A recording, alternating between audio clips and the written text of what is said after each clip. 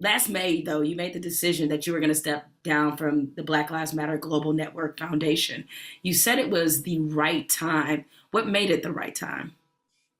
You know, I had been in BLM since the very beginning, obviously, for 8 years. One of the last co-founders who were really was there to help build the infrastructure and usher in, honestly, a new decade for BLM. I was ready. I personally was ready to evolve into a next role, a next position, not necessarily for like a nonprofit, but in my life, I was ready to do other things. But 7 months out, I will be honest with you, it was also because of right-wing attacks. I was thinking about my child. I really thought that I was going to die. I thought, I had received multiple calls from the FBI that there were credible threats against my life. And I had to just really sit back and make a decision, like what is my what's my best role in this movement? Is it a dead Patrisse or an alive Patrisse? And I said it was me being alive, here to see my child grow up. So many, so many people who lost their parents to white supremacists and didn't get to grow up with their parent. I'm more than just a movement leader. I'm also a mother. And that really moved me to say, hey, like, I don't have to be the only one. Like, I can move out of this position, do other things, and other people can also move into this position. So that feels really important to name out loud, especially all these months later. And something else happened. I was talking to Linda and Tamika a lot during that time, as they had been people who had, have been under attack for many years as well. And Linda Sarsour said, have you watched King in the Wilderness? And I said, no, I haven't. And she was like, watch it, because in these times where I'm, under right-wing attack, like I go back to it and it really helps me. And I watched it. The thing that stood out for me that I actually haven't heard many people talk about was King's mental health crisis he was in. We don't talk about this enough, the people who are on the front lines to protect Black lives and what that actually means to our mental health. And, King had saw a psychiatrist during that time. And the psychiatrist's recommendation was like, he needs to be admitted. He's not well. And the movement's response, and this isn't a judgment, but the response was, we can't do that because the CIA is going to find out and it's going to be news. And that made me so sad. It made me so sad that King didn't get mental health treatment because of the fear of these outside entities. And what would it mean, if a King, or I think about Ella Baker, I think about Coretta, I think about all these leaders who experienced such terrible attacks. Like, what would it mean if we actually centered their health and their mental health and their joy? Would they still be alive? Would they make different choices? Would that movement make different choices? So that was on my mind a lot as I was stepping down too. Like, this is a big decision. And I also have to remember that, like, I am one person and I can choose a different path while I also stay deeply connected to what I believe in. I think it was Batman. I loved quoting superheroes. Who talked about living long enough to become the villain, right? Yes. And I saw, having, as somebody like many people who paid attention to the origin of Black Lives Matter, and then seeing in 2020 suddenly it's not a cuss word anymore, which, Right. yeah, I'm sure that had to be quite a change for you, to that suddenly everybody was like, Black Lives Wow. Matter. Was like, where was this the last Bizarre. I was like, wait, what? Right, to that happening, and people suddenly not only wanting to be interested in Black lives for that fleeting moment, however long we want to call it, but then also starting to support the organization in different ways, only to flip forward nearly a year later when everybody's like, fuck Black Lives Matter. It's like, wait, time out. I can't keep up with what has happened. First they love you, then they hate you, then they love you again. Right. So I'm wondering, how did you handle these sharp contrasts that were happening all the time, and how people, were processing Black Lives Matter as an organization? Sure.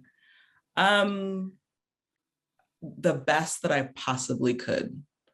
You know, I honestly, and like full transparency, I went back to my book a lot. I was like, I know I wrote this for a reason.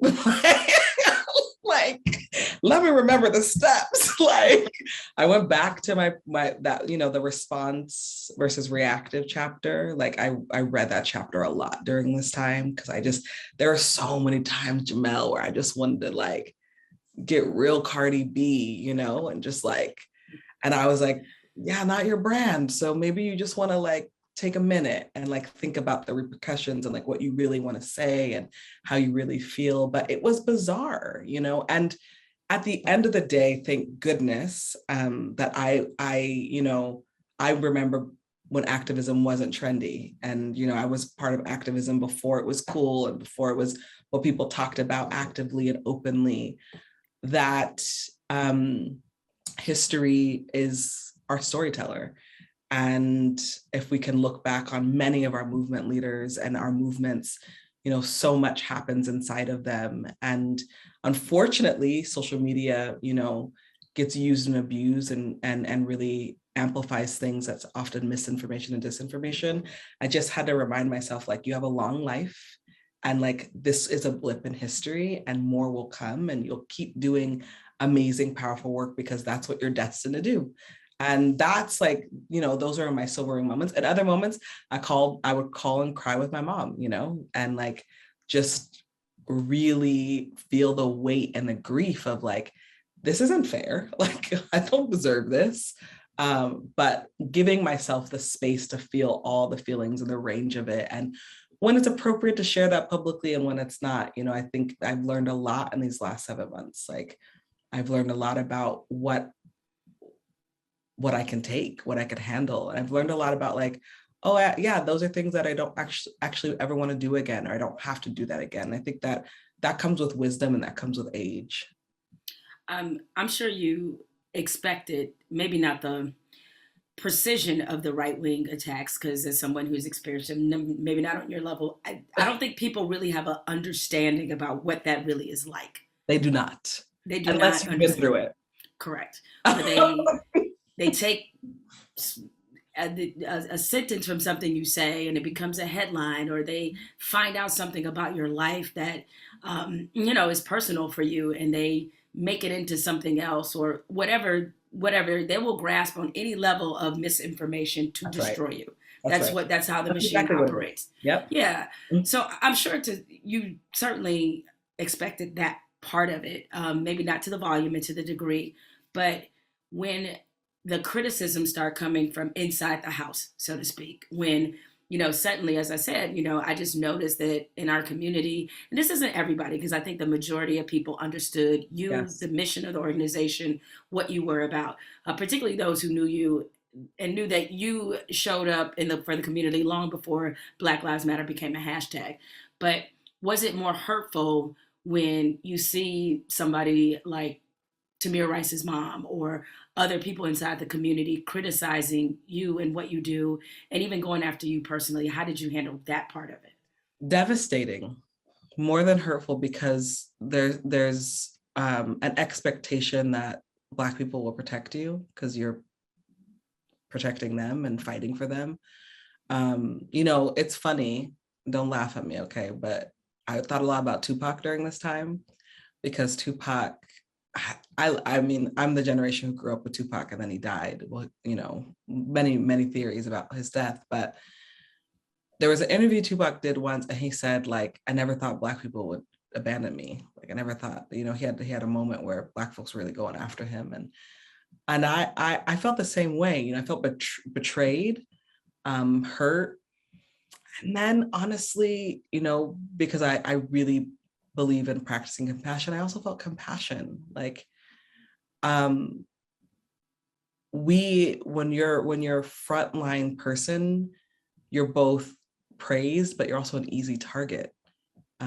It's easier to be mad at the people that you love, right? Like, how many times are you yell at your family member when it's not really about them, it's about something else? And so I also started to understand like, oh, I'm not Patrisse Cullors anymore. Like I am truly a symbol, and I'm a symbol that's a target now. And I had a lot of compassion for that. You know, I thought a lot about it. And I remember calling Angela during that time, Angela Davis. She's not on social media. So she was like, wait, what's going on?